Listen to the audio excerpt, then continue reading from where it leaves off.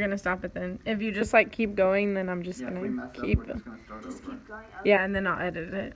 Okay, it's filming. Hello, students of Mr. Crochet's 8th period chemistry class. I'm Rebecca Moffett, and today I am joined by Rory Moffett. my older brother. So, Rory, what is your job? I am a chemist at a toxicology lab. Wow. So, what do workers in your career field usually do on a day-to-day basis? Well, my manager, she works on the LCMS Tandem MS, and we analyze drugs in urine, blood, and saliva. Wow. So, how is chemistry used in your career field? Well, specifically, we do two types of tests, confirmatory and presumptive testing. So for the presumptive testings, we need to know what type of drugs we're looking at and looking for, and in the confirmatory method, we're looking to confirm these results by actual mass spec analysis, which reads the molecular weights of the drugs. Awesome. So, what are some of the working conditions in your laboratory? Well, everything is kept extremely sterile, as sterile as possible. We wipe down everything after every use, wearing gloves and lab coats every day. And so the working conditions themselves are, we work in front of computer monitors doing data entry on insurance reports, and then we're also, my main part is working on the presumptive testing and also sample preparation. So, what are your hours for working? Mine are usually, I work for, okay, 1 second. We're cutting through this part and I'll come back. My hours are 40 hours a week. I usually work 8 a.m. to 4:30, but that can change depending on how much work needs to get done and when. So I could come in anywhere as late as noon and stay until 8 o'clock, just depending on the amount of work that we have for the day. What are some of the hazards included with your job? Good question. Lots of hazards. As I said, blood, urine, and saliva are all humanly fluids, and so there you have to deal with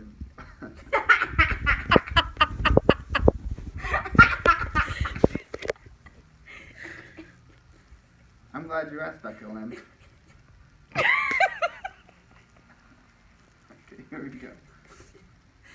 I'm glad you asked, Becca Lynn, because we deal with blood, urine, and saliva. And as we know, those are all bodily fluids. And so from there, you have to be extremely careful because you don't know what a person might have because you've never met this person and we do not know about their biological system. So those hazards are present. Not only are those present, but we also have to deal with the hazards of drugs. So we have strong nitric acids or bases that we have lying around, and so you just have to be careful overall not to get any of this in contact with your respiratory system or with any of your organs. What is the training required for this? So, what education do you have? I have a bachelor's degree in forensic chemistry with a minor in biology. And so from there, the training is, my training is much entry level, but I've been doing, okay, much entry level. My education is a bachelor's degree in forensic chemistry with a minor in biology.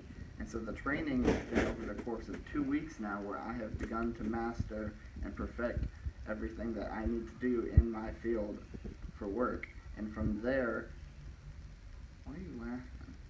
I'm not. No. What was the question?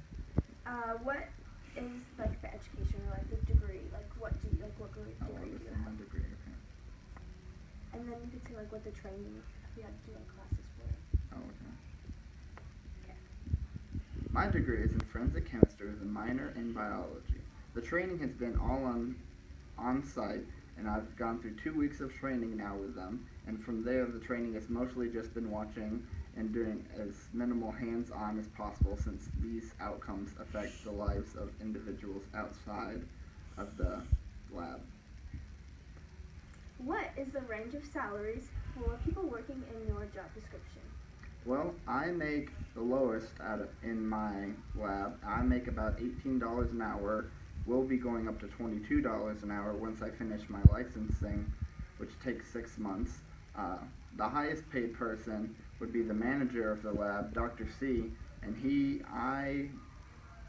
his income would about fluctuate depending on how many samples we get in, but he is most definitely the highest paid person in the lab.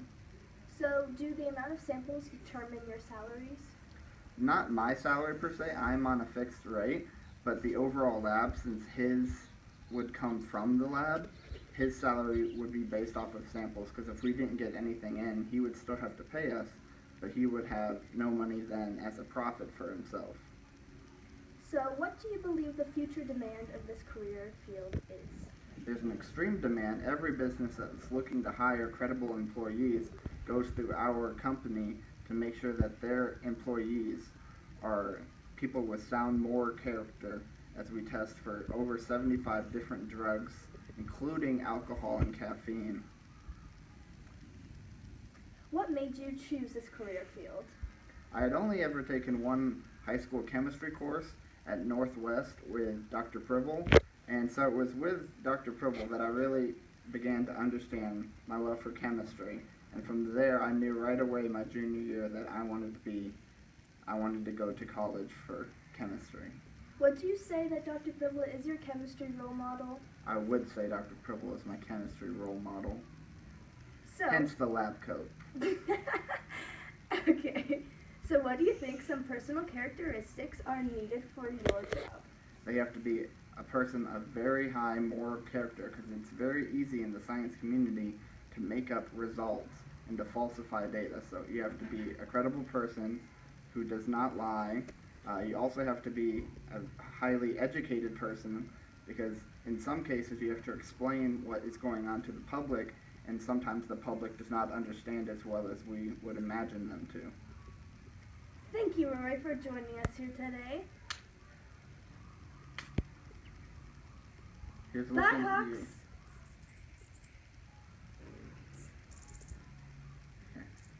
Okay. Come up here and we'll watch it. Now that I'm getting sunburned. We're done. Shut that thing off.